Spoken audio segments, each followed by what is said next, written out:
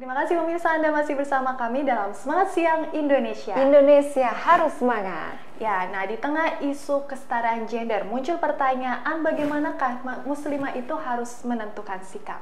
Kita masih lanjutkan diskusi kita kali ini pemirsa bersama Ustazah Az-Zahra dan juga Mbak Sati Lastari sebagai pengamat keadilan gender. Kita ke Mbak Sati dulu nih. Mbak Sati, kalau kita lihat yang namanya keadilan gender ini sebenarnya udah ada dari zaman penjajahan kan ya, perjuangannya itu oleh R.A. Kartini. Tapi kenapa sih kalau melihat perkembangannya semakin ke sini tuh malah isu feminisme ini malah melenceng ke arah liberal gitu, Mbak Sati? Kalau menurut saya itu sebagai suatu respon terhadap ketidakadilan yang dialami gitu. Jadi gerakan-gerakan ini muncul awalnya kan juga bisa bermula dari secara personal gitu. Dan itu bagaimana secara personal merespon atau menanggapi ketidakadilan tersebut dan menyuarakannya menjadi sebuah gerakan yang besar gitu.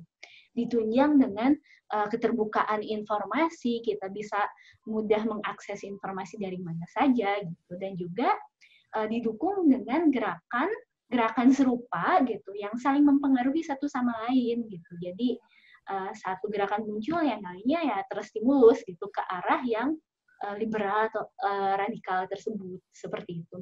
Ya, Mbak Sati, sebenarnya apa yang menjadi faktor pendorong sehingga paham feminisme tersebut tuh muncul di dalam benak seseorang?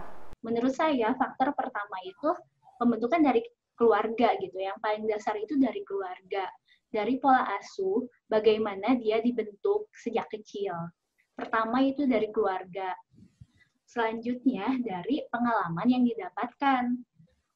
Dia pernah mendapatkan pengalaman positif atau negatif, itu bisa membentuk suatu gerakan-gerakan juga gitu. Pengalaman negatif tentunya mengarah ke radikal misalnya gitu. Dan juga lingkungan dan budaya yang orang-orang di sekitarnya juga turut mempengaruhi gitu, dan juga kayak stereotip gender gitu. Ya tadi yang perempuan yang biasanya di dapur, laki-laki yang harusnya lebih keluar gitu, seperti itu. Oke, berarti sekarang masalahnya adalah soal hak dan kewajiban. Tapi Mbak Sati, jangan-jangan ini trait julid kepada bekal untuk suami ini muncul gara-gara justru mereka nggak bisa masak begitu ya? Fakta nggak bisa masak itu justru bikin julid begitu, Mbak? Jadi boleh nggak? Ya, baik Mbak Sati. Nah, kalau menurut Mbak Sati sendiri, sebenarnya antara perempuan dan laki-laki boleh nggak sih bertukar peran?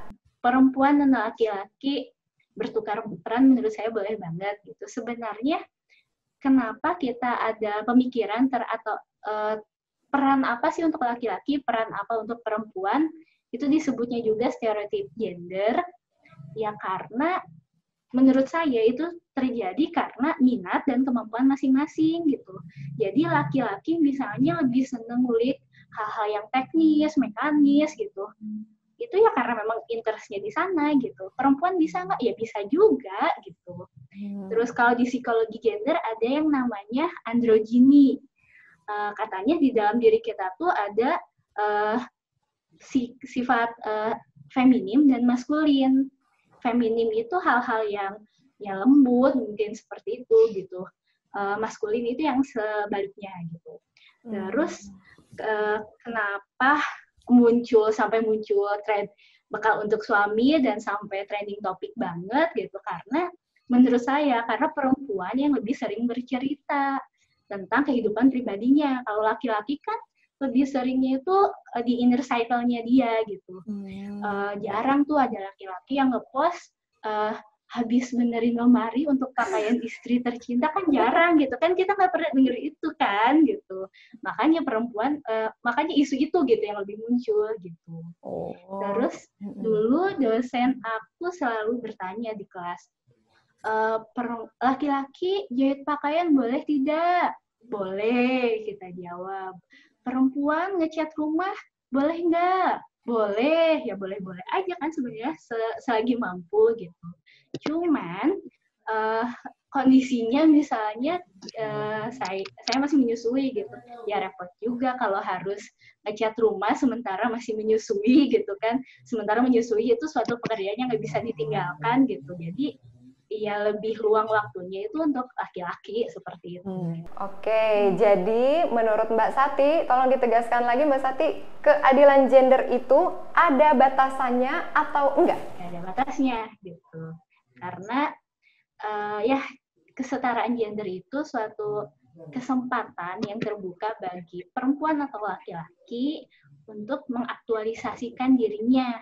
Apalagi tadi kata Bu Ustazah, jika itu untuk kebaikan gitu, ya akan lebih baik lagi gitu. Namun dengan catatan harus bertanggung jawab seperti itu. Ya, sekarang kita ke Ustazah. Nah, Ustazah tadi kata Mbak Sati bahwa kesetaraan gender itu nggak ada batasannya. Nah, kalau dihubungkan dengan akidah, ini seperti apa Ustazah? Kesetaraan gender ini ada batasnya. Kalau di dalam Islam itu apa batasnya ya, syariat itu sendiri gitu, Mbak. Misalkan contoh nih, laki-laki imam sholat gitu, perempuan boleh nggak jadi imam sholat? Tidak boleh gitu kan. Jadi batasnya adalah yang tadi saya katakan adalah dari syariat itu sendiri gitu. Kan Allah mengkodratkan ada laki-laki, ada perempuan gitu. Ada tugasnya masing-masing gitu. Jadi ada peran yang bisa gitu digantikan, saling bertukar satu sama lain. Ada juga peran yang tidak dapat digantikan gitu. Nah, kalau hubungannya dengan akidah apa sih gitu kan? Nah, kita itu kan wajib bagi kita mengimani apa yang telah Allah tetapkan dari penciptaannya, baik itu laki-laki, perempuan maupun kodrat yang melekat di antara keduanya. Kita wajib mengimani itu ya. Nah, kalau seandainya kita tidak mengimani itu kan berbahaya gitu. Bagi muslimah bisa terjebak dalam dosa gitu jika kita ingin merubah kodrat itu gitu. Jadi tadi yang dikatakan Mbak Sati boleh gitu. Ada sesuatu yang bisa ditukar gitu. Ada sesuatu yang dalam kutip tidak bisa gitu untuk ditukar gitu. Jadi dia laki-laki khusus laki-laki, bagi muslimah ya khusus muslimah, tidak ada pertukaran di situ gitu. Jadi batasnya tadi syariat itu sendiri kita. Oke, menurut Ustazah bagaimana seorang muslimah gitu harus menempatkan diri di tengah isu feminisme ini Ustazah? Nah, yang pertama pertebal keimanan gitu. Kenapa kita harus mengimani bahwa Allah menakdirkan gitu diciptakannya laki-laki, ada perempuan, baik secara fisik, psikologis, maupun hukum-hukum syar'i yang melekat padanya gitu. Kita wajib mengimani itu, serta para muslimah hendaknya ridho pada ketetapan Allah, gitu kan. Kemudian yang kedua, jangan menginginkan sesuatu gitu yang dikhususkan dari Allah bagi laki-laki ataupun perempuan gitu kan. Ada hal-hal yang tadi seperti sudah saya bilang, ada hal yang dikhususkan bagi muslim atau muslimah yang tidak bisa dikerjakan gitu, tidak bisa ditukar itu. Nah, yang ketiga, janganlah kita menentang perbedaan syar'i gitu. Jangan menentang hukum Allah dengan terbawa propaganda kesetaraan gender gitu. Jadi muslimah, pesan saya harap lebih berhati-hati gitu. Jangan terbawa dengan propaganda-propaganda yang sebenarnya kalau terdengar di telinga itu wah baik, wah mengagungkan perempuan gitu, memuliakan perempuan, tapi pada dasarnya dia hanya membatasi gitu, gerak perempuan, oh hanya sekedar itu gitu. Ya, jadi Ustazah, apakah Islam membolehkan wanita untuk berkarya? Islam itu sangat mengapresiasi Mbak Tita, sangat mengapresiasi wanita sangat untuk berkarya ya. Contohnya tadi ada Ibunda Khadijah, kaya raya, ya kan, cantik jelita, bisnisnya sukses gitu. Nah, ada juga contoh itu tadi contoh bisnis woman ya, namanya sekarang bisnis woman. Ada juga dalam hal ilmu pengetahuan, ada Ibunda Aisyah gitu kan, betapa cerdasnya beliau gitu kan.